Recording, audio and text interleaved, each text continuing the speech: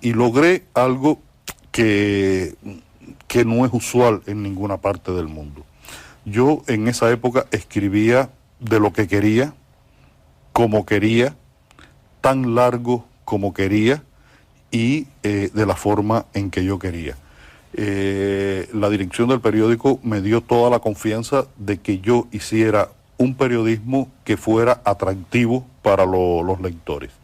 Y lo que descubrí que mejor funcionaba era contar historias de las que la gente tuviera alguna idea, pero que no las conociera por completo, y escribirlas de una manera que fueran casi como relatos, casi como cuentos.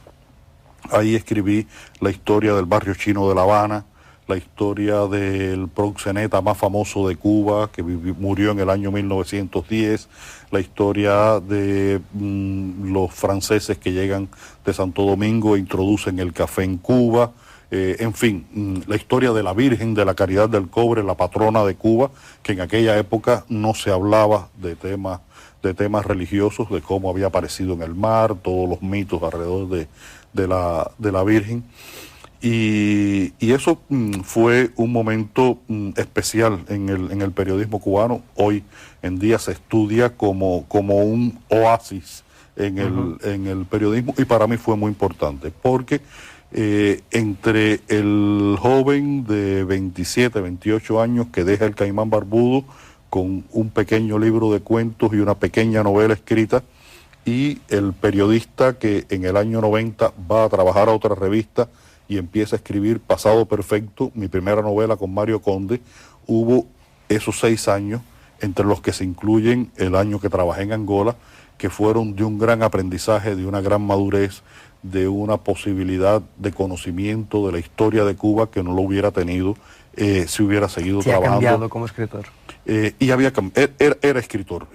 Creo que fue el paso de un aprendiz a un profesional. Con el acto de escribir este libro, este hombre que amaba a los perros, ¿has cambiado tu visión sobre esta realidad? La Unión Soviética, Stalin, Trotsky. O sea, ¿es un hombre diferente después de este libro? Yo pienso que cada vez que termino un libro soy un poco diferente de la persona que era, tanto humana como profesionalmente. Cada libro, enfrentar la escritura de cada libro me obliga a tener que darme un baño de modestia y recordar que cada novela significa aprender a escribir esa novela. Eso es muy importante. No puedes pretender repetir fórmulas o creer que ya sabes escribir. Y cada libro me cambia en ese sentido, porque me nutre como escritor. En el sentido del conocimiento, este fue un libro que ya específicamente para escribir, no estoy hablando de lo que haya leído antes, específicamente para escribirlo necesitó 5 años de lecturas. 2 primeros años dedicados únicamente a investigar, a buscar información, a leer, a fichar, a hacer grandes cronologías para poder organizar todos los acontecimientos. Tengo una cronología que algún día me gustaría publicarlo, con los acontecimientos más importantes, que tiene 800 páginas, donde están ahí año por año, mes por mes, todos los acontecimientos que tienen que ver y no con la novela. Y después 3 años de escritura en los cuales no dejé de leer, y mientras iba leyendo muchas veces me modificaba determinadas perspectivas de lo que iba escribiendo.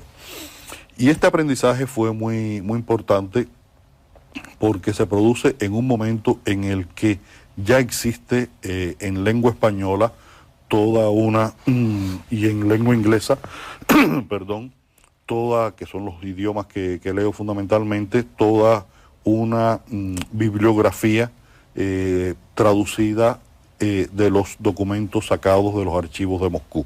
Yo no leo ruso, no tenía ningún sentido que fuera a Moscú a trabajar con documentos, además me imagino que sería bastante complejo poder hacerlo, documentos originales, pero se publicaron varios libros en los que se recogían documentos, se recogían análisis, se recogían reflexiones de especialistas sobre la historia que se había vivido en la Unión Soviética. Y por lo tanto cambió mi percepción de esos fenómenos. Y creo que el elemento más revelador para mí fue la nueva visión de la Guerra Civil Española que tuve, que la tuvieron también los historiadores españoles, y gracias a ellos es que la tengo yo, del papel de los asesores soviéticos en la Guerra Civil y de los asesores de la Internacional Comunista en la Guerra Civil. Creo que eso cambió la perspectiva de las relaciones de fuerza y de los conflictos que hubo dentro del bando republicano en la Guerra Civil Española, y el papel que Stalin le concedió a esa guerra civil, sus intereses con respecto a esa guerra civil, que fueron, para decirlo en una sola palabra, fueron intereses macabros. Y también te ha ayudado a entender mejor Cuba, alguna de las heranzas de Stalin. Por supuesto. Yo creo que todo conocimiento que uno vaya incorporando lo ayuda a entenderse mejor a uno mismo y a entender mejor la realidad en que vive. Por ejemplo, yo ahora estoy preparando una nueva novela que la historia, no la novela, la historia comienza en Ámsterdam, en el estudio de Rembrandt, en 1643, cuando un joven judío que quiere ser pintor en contra de las prohibiciones de la ley judía, quiere ser pintor y se acerca a Rembrandt y logra entrar en el estudio. Y es una novela que su reflexión fundamental va a ser sobre la libertad del individuo. No la libertad política, sino la libertad de decisión, la libertad religiosa, la libertad de opciones que puede o pudiera tener cada individuo. Y esa historia va a terminar en el presente en Cuba, porque me va a dar una pauta para seguir un proceso histórico de ese fenómeno de la libertad del individuo. En esta novela es evidente que todo el proceso de lo ocurrido en la Unión Soviética, de esa perversión de la utopía, de la creación de una economía socialista que es obra absoluta de Stalin, y que creó un espejismo de la posibilidad de que aquel país de los zares atrasado, medio medieval casi en determinadas estructuras, diera el salto al país industrializado que era capaz de mandar un hombre al cosmos. Eso tuvo un precio. El precio fue que en la Unión Soviética nunca se produjo suficiente alimento para la población. Tuvo el costo de unos desastres ecológicos enormes que todavía no se sabe cuáles van a ser sus últimas consecuencias, y sobre todo trajo el costo de la muerte de muchos millones de personas. Los ucranianos están reclamando una compensación o un reconocimiento de una especie de holocausto que hizo Stalin en estos traslados masivos y en la hambruna que hubo en Ucrania en los años 29, 30, 31, en los que murieron, se calcula que alrededor de 10 millones de personas. Es decir, que el costo de poner un hombre en la órbita espacial está fundado sobre la destrucción de personas, de geografías, de estructuras económicas. Pero lo más simpático, porque todo esto tiene, como tú me preguntas cómo lo traigo a Cuba, tiene su relación con Cuba. Mi madre es una mujer muy... estudió poco, llegó a un 8º grado, en esa época en Cuba era muy difícil, pertenecía a una familia bastante pobre, con muchos problemas familiares a partir de la muerte de mi abuelo, quedaron prácticamente desvalidos. Pudo estudiar hasta un 8º grado, pero es una mujer muy inteligente y con una capacidad de síntesis de algunas cosas que a mí me dejan asombrado. Y ella me dijo algo de carácter político que es muy importante. y es que ella nunca pensó, ya ella tiene ahora 84 años, y el muro de Berlín cayó hace 20 años, es decir, tenía 64 años, que ella nunca pensó que en su vida iba a ver la caída del muro de Berlín. Pero además me decía que ella no se imaginaba cómo era posible que los soviéticos fueran capaces de poner un hombre en la órbita terrestre y no fueran capaces de hacer una pasta dentrífica que no te irritara la boca. La pasta dentrífica soviética es una experiencia que solamente los que hemos pasado por ella sabemos lo que puede ser. Por lo tanto, todo tiene que ver con Cuba y todo tiene que ver con la experiencia que hemos vivido. Te dije anteriormente que afortunadamente para nosotros, a pesar de que, por ejemplo, en los años 70 fue un periodo de una fuerte represión cultural, religiosa, sexual, fueron marginados muchos artistas por ser católicos o por ser homosexuales, en la que sentíamos la presión esta de ser un problemático ideológico. A pesar de todo eso, no hubo los excesos del estalinismo contra los individuos en Cuba. Existía esa sensación de miedo que todavía pervive hoy y que es una de las cosas que tiene que superarse para que Cuba, estos cambios que se están planteando hoy, se puedan producir de manera efectiva. Se tiene que superar esa sensación de miedo, esa sensación de que por disentir eres un enemigo, eres un contrarrevolucionario.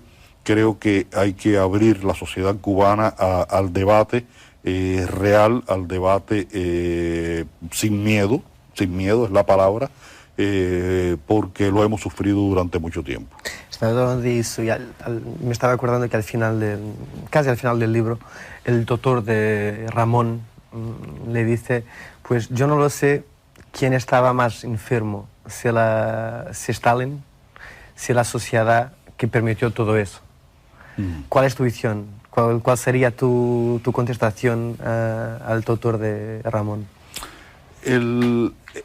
Stalin era un hombre enfermo, indudablemente. Stalin era una persona con desequilibrios de personalidad, con profundo, una megalomanía, realmente, además era un criminal.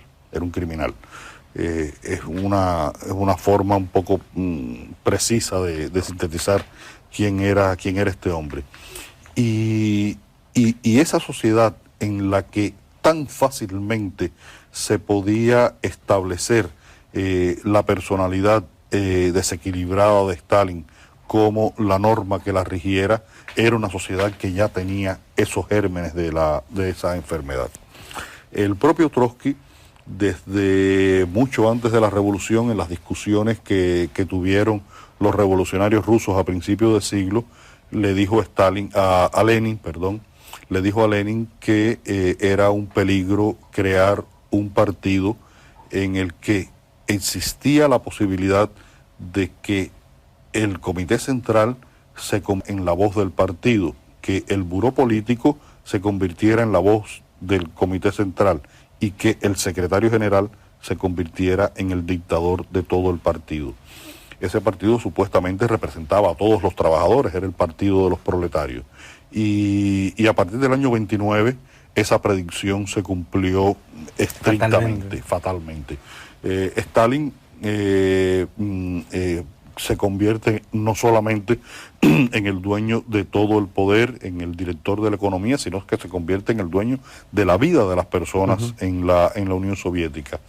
Creo que si en las disputas políticas anteriores Trotsky hubiera salido vencedor, las cosas hubieran sido un poco diferentes. Y que si Lenin hubiera vivido unos años más, también las cosas hubieran sido un poco diferentes. Pero era una sociedad que tenía esa tendencia y los propios revolucionarios, como es el caso de Trotsky, ya lo habían advertido. Leonardo, te voy a llamar a Ramón. No, me llame Ramón, por favor. Leonardo, ya llegamos al fin de nuestro tiempo. Pues muchas gracias por haber estado aquí. Te agradezco mucho esta conversación. En la televisión Ya hoy en día es muy difícil tener tiempo para poder conversar y poder completar ideas. Yo me siento muy agobiado cuando me hacen preguntas como las que tú me haces y tengo que responderlas con 4 frases hechas para que alcance el tiempo. Y te agradezco mucho que hayamos tenido tiempo de conversar. Pues gracias a nosotros.